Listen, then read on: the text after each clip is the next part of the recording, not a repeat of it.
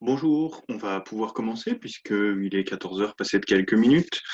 La séance d'aujourd'hui, comme celle de la fois précédente, sera donc consacrée à un entraînement à l'oral de philosophie du rattrapage. Je vais produire un oral à peu près dans les conditions où je me trouverais si jamais j'étais candidat, même si bien sûr le cadre est moins stressant, il n'y a pas d'examinateur à proprement parler et je ne suis pas un candidat, je suis un enseignant. Mais le but, c'est que vous voyez que le propos qui est tenu pendant cet oral-là, c'est le propos que l'on pourrait, que, à quelques égards, on devrait tenir pour réussir cet oral. Moi, je l'espère, sinon ce serait préoccupant.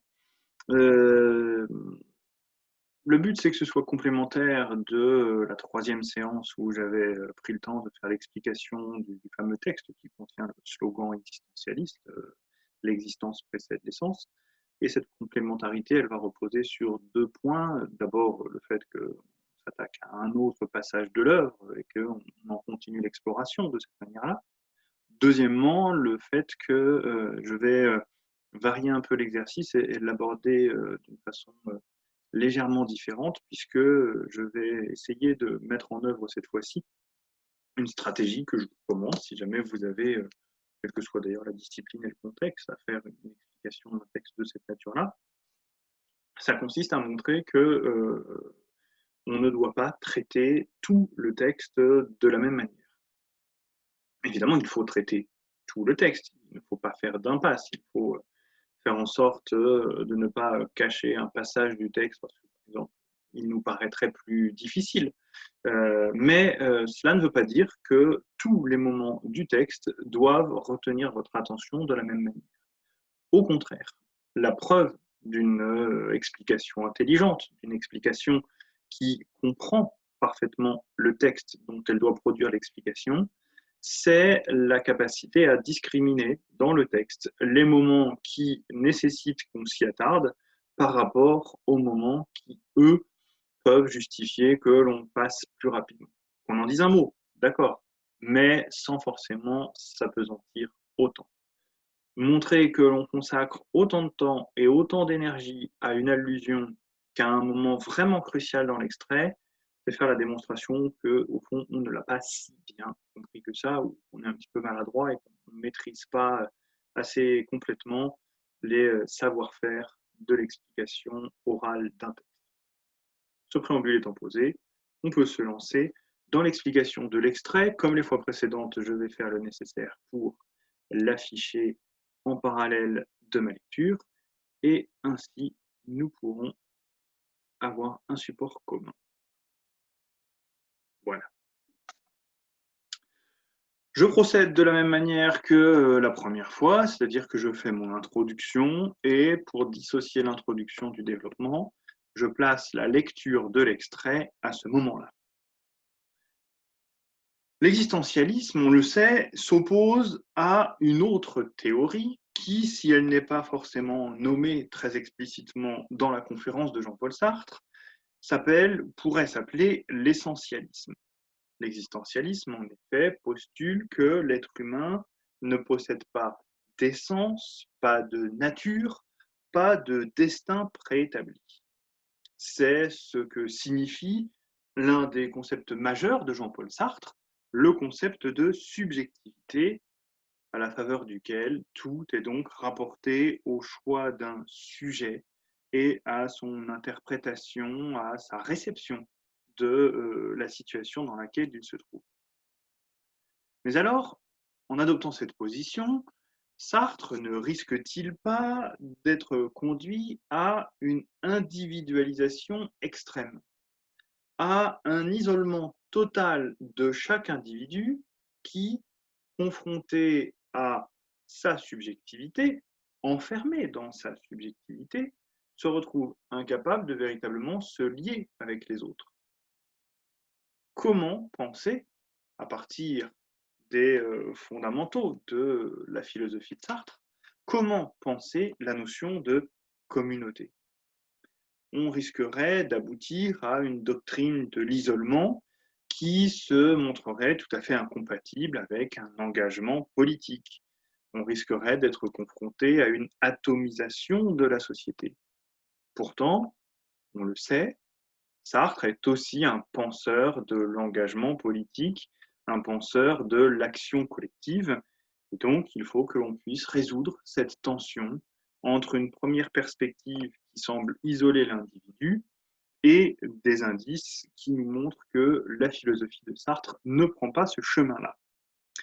On peut évoquer, on le fait souvent, le virage qu'a représenté dans l'existence même de Sartre la Seconde Guerre mondiale, puisque Sartre, après avoir été mobilisé durant les quelques semaines, les quelques mois de la drôle de guerre, a été fait prisonnier.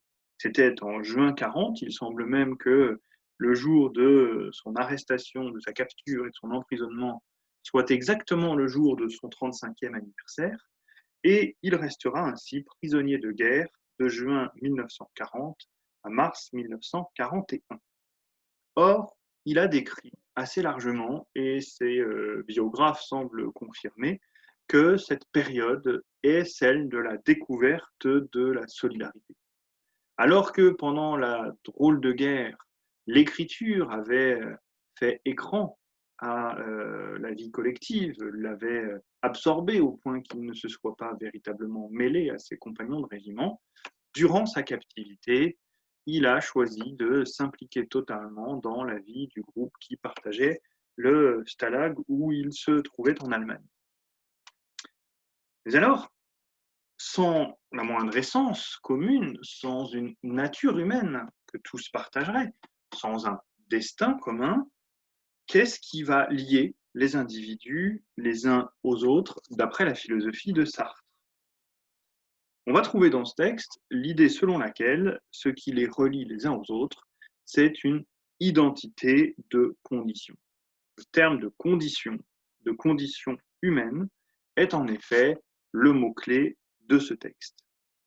On peut dire qu'il répond tout entier à la question comment définir la condition humaine. Il y répond à travers 4 temps. Dans un premier temps que j'ai repéré ici par des couleurs différentes.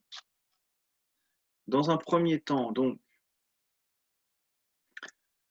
Sartre se livre à une exploration de la notion de condition humaine.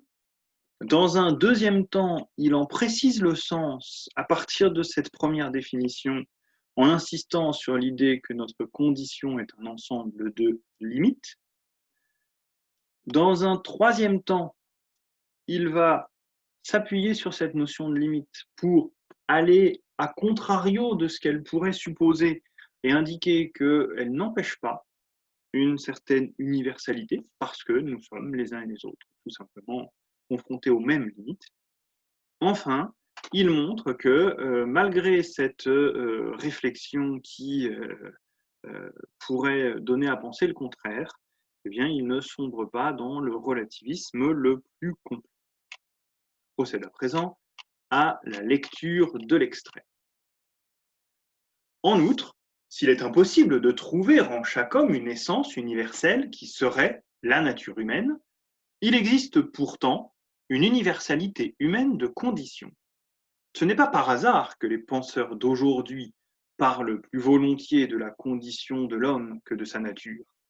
Par condition, ils entendent, avec plus ou moins de clarté, l'ensemble des limites a priori qui esquissent sa situation fondamentale dans l'univers.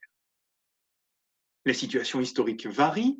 L'homme peut naître esclave dans une société païenne ou seigneur féodal ou prolétaire. Ce qui ne varie pas, c'est la nécessité pour lui d'être dans le monde, d'y être au travail, d'y être au milieu d'autres et d'y être mortel.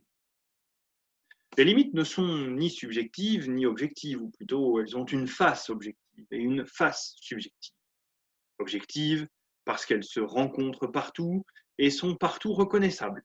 Elles sont subjectives parce qu'elles sont vécues et ne sont rien si l'homme ne les vit, c'est-à-dire ne se détermine librement dans son existence par rapport à elle. Et bien que les projets puissent être divers, au moins aucun ne me reste-t-il tout à fait étranger parce qu'ils se présentent tous comme un essai pour franchir ces limites ou pour les reculer ou pour les nier, ou pour s'en accommoder. En conséquence, tout projet, quelque individuel qu'il soit, a une valeur universelle. Tout projet, même celui du chinois, de l'indien ou du nègre, peut être compris par un Européen. Il peut être compris, cela veut dire que l'Européen de 1945 peut se jeter à partir d'une situation qu'il conçoit vers ses limites, de la même manière, et qu'il peut refaire en lui le projet du chinois, de l'indien ou de l'africain. Il y a universalité de tout projet en ce sens que tout projet est compréhensible pour tout homme. Ce qui ne signifie nullement que ce projet définisse l'homme pour toujours, mais qu'il peut être retrouvé. Il y a toujours une manière de comprendre l'idiot, l'enfant, le primitif ou l'étranger, pourvu qu'on ait les renseignements suffisants. En ce sens, nous pouvons dire qu'il y a une universalité de l'homme, mais elle n'est pas donnée, elle est perpétuellement construite. Je construis l'universel en me choisissant, je le construis en comprenant le projet de tout autre homme, de quelque époque qu'il soit. Cet absolu du choix ne supprime pas la relativité de chaque époque. Ce que l'existentialisme a à cœur de montrer, c'est la liaison du caractère absolu de l'engagement libre par lequel chaque homme se réalise en réalisant un type d'humanité. Engagement toujours compréhensible à n'importe quelle époque et par n'importe qui, et la relativité de l'ensemble culturel qui peut résulter d'un pareil choix. Il faut marquer à la fois la relativité du cartésianisme et le caractère absolu de l'engagement cartésien. En ce sens, on peut dire, si vous voulez, que chacun de nous fait l'absolu en respirant, en mangeant, en dormant ou en agissant d'une façon quelconque. Il n'y a aucune différence entre être libre, entre être librement, être comme projet, comme existence qui choisit son essence, et être absolu.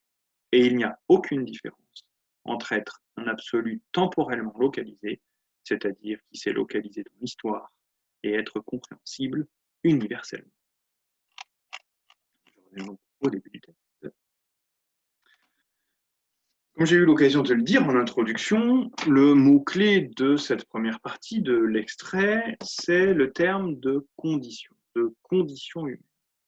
Ainsi, Sartre s'inscrit dans une tradition philosophique dont l'un des tout premiers représentants est Montaigne, qui, dans les essais, évoque son exploration de la condition humaine.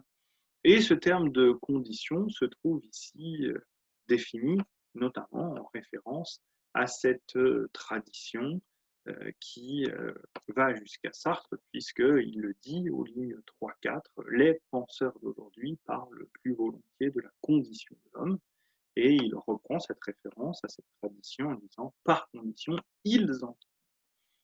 Alors, ce genre de formule peut, dans certaines circonstances, conduire à se désolidariser d'une telle définition. Sous-entendu, eux le définissent comme ceci, moi, je vais innover, j'ai besoin de renouveler la définition de ce terme, et je vais donc en proposer une définition différente. Rien de tel ici, il semble bien, d'après les lignes que nous avons sous les yeux, que Sartre se satisfasse très bien de cette manière de définir la condition et de l'opposer à la nature humaine. En effet, dès le début de sa conférence, Sartre nie l'existence d'une nature humaine. Il le fait parce qu'il nie l'existence d'un Dieu qui serait celui dont provient cette nature humaine, qui serait celui qui, au moment de la création de l'homme, aurait doté cet être humain d'une telle nature intangible, d'une telle essence universelle. Est-ce que cela veut dire qu'il n'y a plus la moindre universalité, que finalement, il y a des différences d'individu à individu ou de communauté à communauté, de telle sorte que nous ne puissions plus avoir le sentiment d'appartenir universellement à une seule et même grande famille humaine. Ce n'est pas le cas. Ce n'est pas le cas. Et le concept de condition humaine permet de venir se substituer à celui de nature humaine, mais sans en avoir les défauts. Alors, le terme de condition, il faut avoir en tête que, étymologiquement, il nous vient du latin condico, qui veut dire je fixe, j'établis, je conviens avec d'autres, nous convenons ensemble, j'institue. L'idée, c'est donc que dès le départ, quelque chose doit être établi, doit être considéré comme donné et doit être quelque chose avec quoi on va devoir tout simplement composer. De ce point de vue-là, on n'est pas très loin de la signification du concept de nature et de nature humaine, puisque précisément la nature, c'est ce avec quoi on est, et ce par quoi on est, donc ça désigne là aussi un donné qui est établi dès le départ et avec lequel il faut composer. Mais ça nous donne l'occasion précisément de mettre un petit peu au clair cette variété de vocabulaire entre la condition, les circonstances ou la nature. Dans tous les cas, on navigue autour de l'idée d'une cause, de l'idée d'après laquelle certains facteurs interviennent dans la production d'une certaine réalité. Par exemple, pour que je puisse lire le texte qui est sous mes yeux, plusieurs facteurs peuvent intervenir. Et ils sont parfois tout à fait nécessaires, certaines fois beaucoup plus superflus, mais ils ne sont pas tous à mettre au même niveau. Par exemple, on peut citer parmi ces facteurs le fait que j'ai la motivation pour lire, que l'envie m'en est pris ou que, par obligation professionnelle, je sois tenu de lire un dossier, un rapport, une œuvre quelconque. Ce sera bien l'un des éléments qui vont concourir à déterminer le fait que je sois en train de lire. Ça fait partie de cet ensemble de causes par lesquelles la lecture est rendue possible.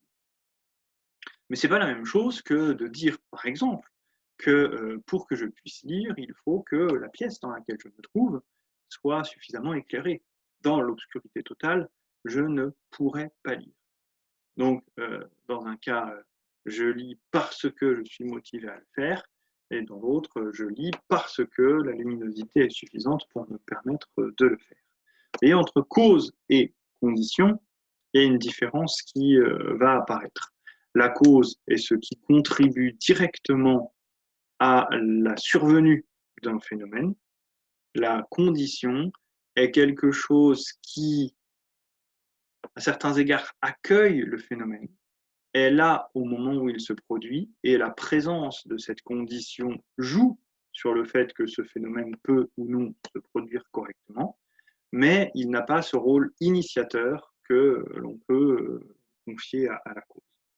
Il a une influence qui est d'un degré différent, légèrement moindre sans doute. La condition, on peut aussi la présenter comme ce sans quoi une chose ne pourrait pas exister. Sans la lumière, la lecture n'est pas possible. Elle fait donc partie des données qui ont contribué à rendre possible quelque chose. Eh bien, on retrouve cette idée-là lorsque Sartre indique cette définition qu'il attribue aux penseurs contemporains, aux penseurs de la modernité en l'occurrence. Par condition, ils entendent avec plus ou moins de clarté l'ensemble des limites a priori qui esquissent sa situation fondamentale dans l'univers. Alors, le terme qui ici va importer pour définir cette notion de condition, c'est le terme de variation. Il y a des choses qui varient entre un habitant du Brésil au XXIe siècle et un habitant de la France médiévale, un habitant de la Touraine au XIVe siècle, si tant est qu'on puisse déjà parler de Touraine à cette époque. Il y a des choses qui varient. Les variations sont même très importantes. Mais derrière cette idée de condition, on a l'idée très forte selon laquelle il reste quand même des choses qui sont de l'ordre de l'invariant. Des choses que, du simple fait que nous soyons hommes, nous allons rencontrer dans notre existence. Du fait que tous les hommes, quels qu'ils soient, quelle que soit leur localisation dans le temps ou dans l'espace, tous les hommes sont confrontés à un petit ensemble de conditions qui apparaissent comme invariantes. Dans la fin de cette première partie de notre extrait, Sartre précise que ces invariants sont au nombre de 3. Il me semble en effet que l'on peut lire ainsi la phrase suivante: ce qui ne varie pas, c'est la nécessité pour lui d'être dans le monde, d'y être au travail, d'y être au milieu d'autres et d'y être mortel. On pourrait y voir une énumération de 4 points. Il me semble que les choses sont un petit peu différentes et qu'au fond, il y a un premier point, être dans le monde, qui est précisé ensuite et qui, une fois qu'on l'examine de près, s'avère regrouper 3 choses qui s'y complètent. Être au travail, être au milieu d'autres, être mortel. Donc on a une expression de base qui ensuite se développe, dont le sens se précise à travers 3 précisions, 3 déterminations plus exactes: être au travail, être au milieu d'autres, être mortel. Comme si on devait présupposer dans ce texte un c'est-à-dire.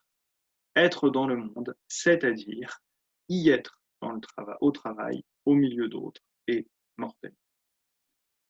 Quelle que soit mon époque, quel que soit mon environnement social, familial, culturel, ma situation géographique, puisque je suis humain, je suis dans la nécessité de me procurer des ressources pour vivre, que ce soit par mon travail ou en pouvant éventuellement, pour certaines situations qui généralement relèvent de certaines inégalités, que je puisse bénéficier du travail que d'autres exécutent.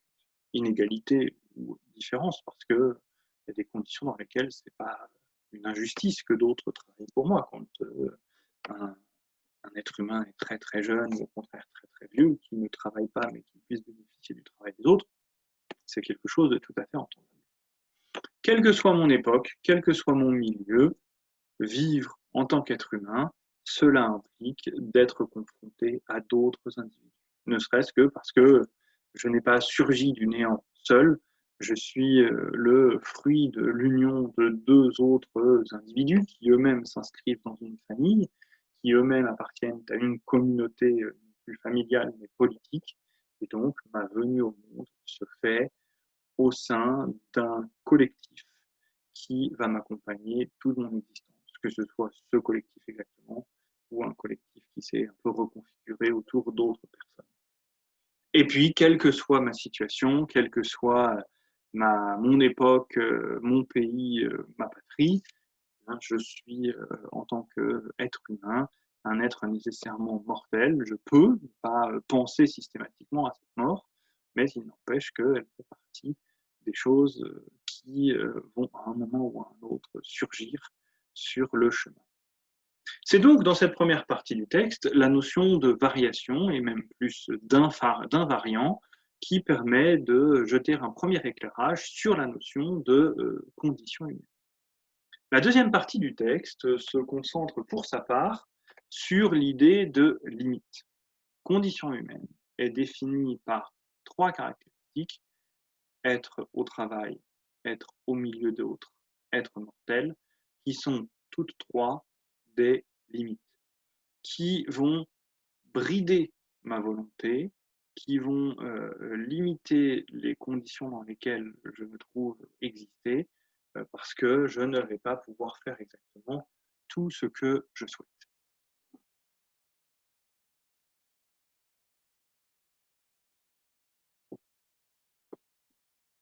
La deuxième partie est donc chargée de préciser la nature de ces limites et ce en quoi elles sont des limites.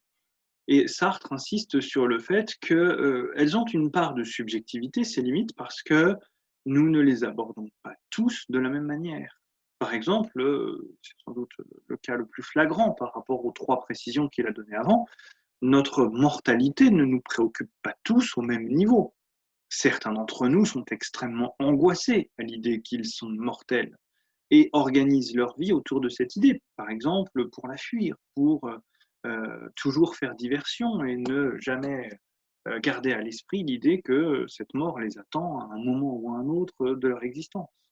Et puis il y a d'autres personnes qui peuvent faire effort pour ne pas y penser, parce que ça ne fait tout simplement pas partie, ou presque pas partie de leur horizon.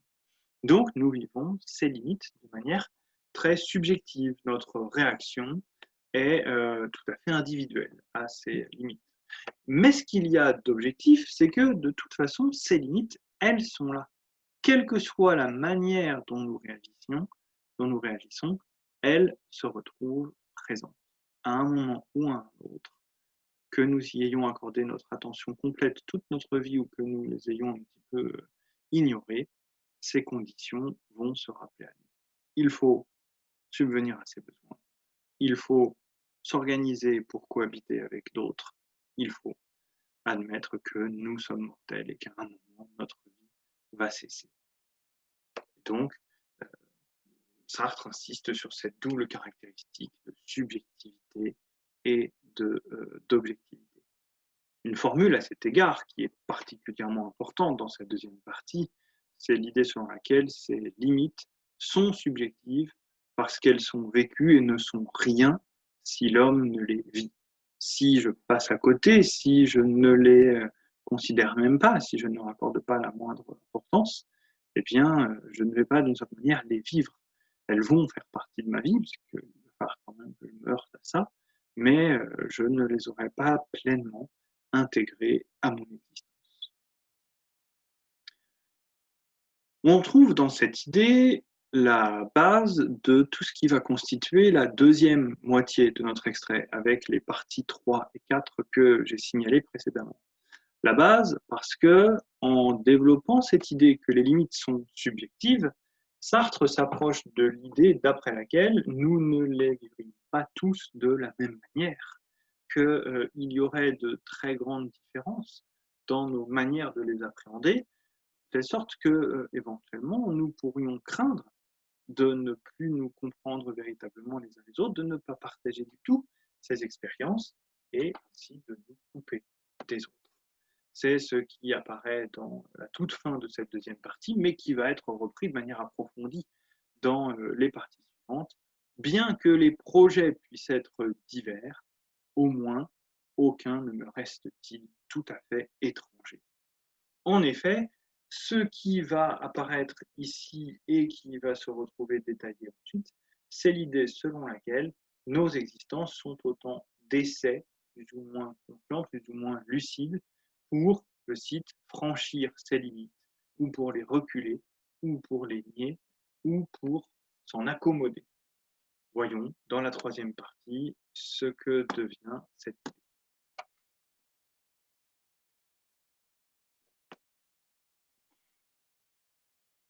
Il est certes vrai, nous indique Sartre dans cette troisième partie, que chacun a sa manière de se rapporter à ses limites, au travail, à l'altérité ou à la mort. Et que c'est en fonction du caractère des uns et des autres que nous réagissons à ces trois événements qui souvent se présentent à nous sous un aspect qui est celui de la pénibilité, du désagrément. J'ai du mal à accepter l'idée que je dois faire un effort pour me livrer à une activité pénible qui est le travail. J'ai du mal à imaginer que je dois me montrer conciliant, que je dois faire un certain nombre de compromis pour pouvoir vivre parmi les autres. Et j'ai du mal à admettre l'idée que mon existence ne durera pas indéfiniment, mais qu'à un moment, il faudra qu'elle s'arrête. Il est vrai que chacun a sa manière de recevoir ces difficultés. Mais puisque ces difficultés existent pour tous et que tous réagissent à ces difficultés, eh bien, malgré cette diversité, cela prend une tournure universelle. Puisque moi-même, je suis en butte contre ces limites, eh bien, je peux comprendre quelqu'un qui, avec d'autres stratégies que les miennes, essaye de surpasser ses limites. Même si moi-même, je suis plutôt dans une attitude d'acceptation, de résignation, d'accommodement, dit Sartre dans cet extrait, il n'empêche que je peux tout à fait comprendre ce que c'est que de se heurter à ses limites et donc ce que c'est que de vouloir les franchir, de vouloir les faire reculer, comme le dit Sartre dans son extrait. C'est là que Sartre va prendre le monde européen comme référence et par contraste essayer de jouer sur des conditions qui, tout en restant au sein de l'humanité, pourraient sembler extrêmement lointaines, si lointaines que quelques-uns seront prêts à dire qu'au fond, ça n'est plus la même chose. Et on trouve donc dans cet extrait la référence au chinois, à l'indien ou au nègre. Alors, le terme de nègre a une violence, a une laideur que nous avons du mal à supporter aujourd'hui parce que nous sommes habitués à l'entendre comme un terme qui est très péjoratif. Il faut peut-être s'avérer prudent et avant de crier au scandale, essayer de regarder un petit peu plus à quoi peut correspondre ce terme et si vraiment il est lourd de toutes les discriminations qu'on peut y trouver parfois.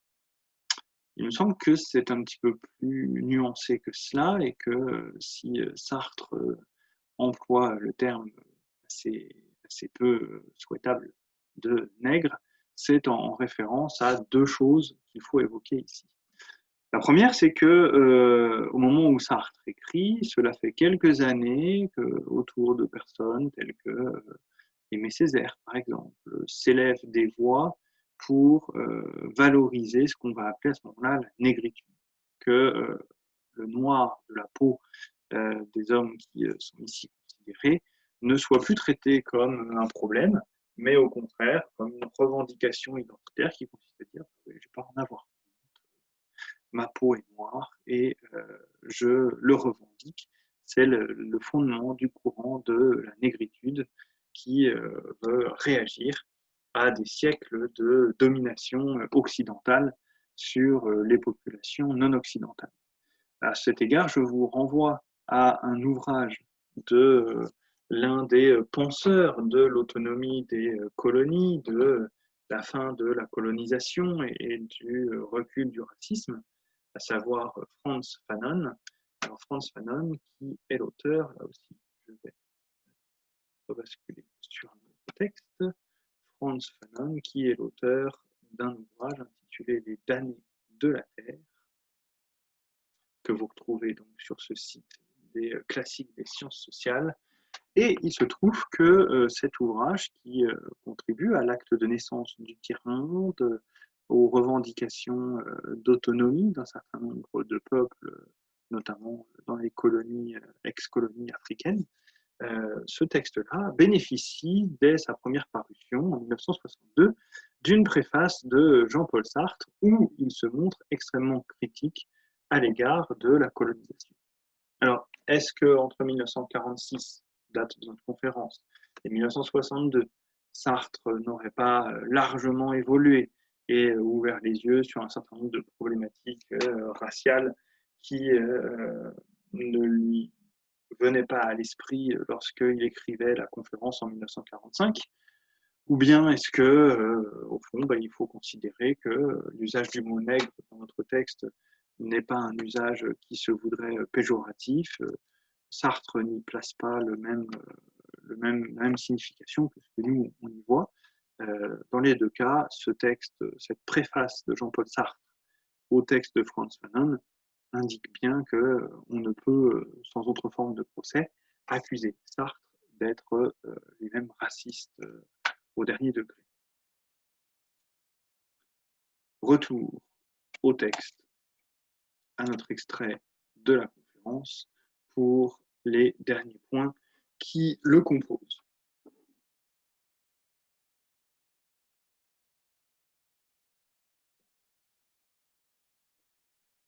Dans cette troisième partie, ce que Sartre veut signifier, c'est que, au fond, tout projet de vie, toute manière de composer avec ces trois limites dont nous avons parlé, peut faire l'objet d'une reconstitution, peut m'être accessible.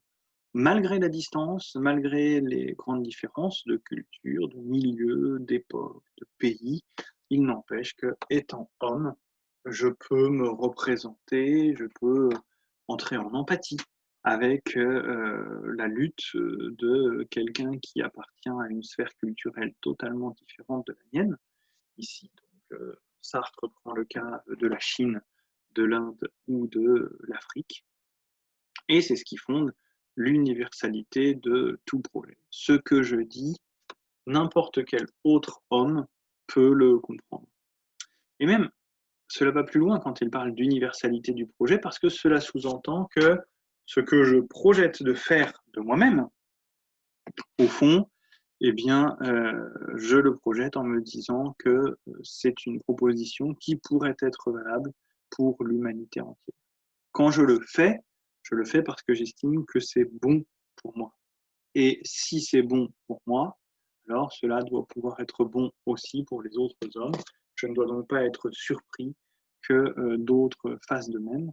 Il y a cette universalité de projet, universalité en tout cas en droit, mais pas en fait. Tous les hommes n'ont pas de fait le même projet de vie. En revanche, tous les hommes pourraient comprendre un même projet de vie. Nous passons plus rapidement sur cette troisième partie, puisque comme je l'ai expliqué précédemment, tout ne peut pas être lu avec la même acuité. Il faut pouvoir montrer quels sont les points forts, saillants du texte, et passer un peu plus rapidement sur les autres points. On arrive au dernier morceau de notre extrait, qui est un petit peu plus conséquent en termes de volume. D'une certaine manière, dans cette quatrième partie, c'est comme si Sartre, après avoir donné un coup de volant d'un côté pour éviter qu'on l'accuse d'individualiser, d'atomiser la société, voulait donner un coup de volant de l'autre côté en disant attention, il y a effectivement une condition humaine. Ça n'est pas chacun pour soi à sa manière, il y a des points communs, des passerelles entre nos existences. Il ne faut pas pour autant penser qu'à partir du moment où on s'est engagé dans l'une de ces voies, on s'en retrouve prisonnier, comme le dit Sartre ici, pour toujours. En effet, ce projet est susceptible d'évoluer. Et c'est ce qui fait la grande différence avec la notion de nature humaine. La nature humaine, elle n'évolue pas, elle est présente tout entière dès le début. Et cette idée de nature humaine va nous accompagner toute notre vie sans que l'on puisse changer quoi que ce soit. C'est comme une sorte de programme intérieur qui est déjà prêt, qui est en nous, et qui, dès notre naissance, se lance et qui va déterminer à quel quoi et comment on le fait et pourquoi on le fait. Donc, la notion de condition humaine, elle est à cet égard bien plus souple que la notion de nature humaine qui se verrouille davantage. Et puis, dans la suite de ce texte, on voit que la notion d'absolu va peu à peu remplacer la notion d'universalité.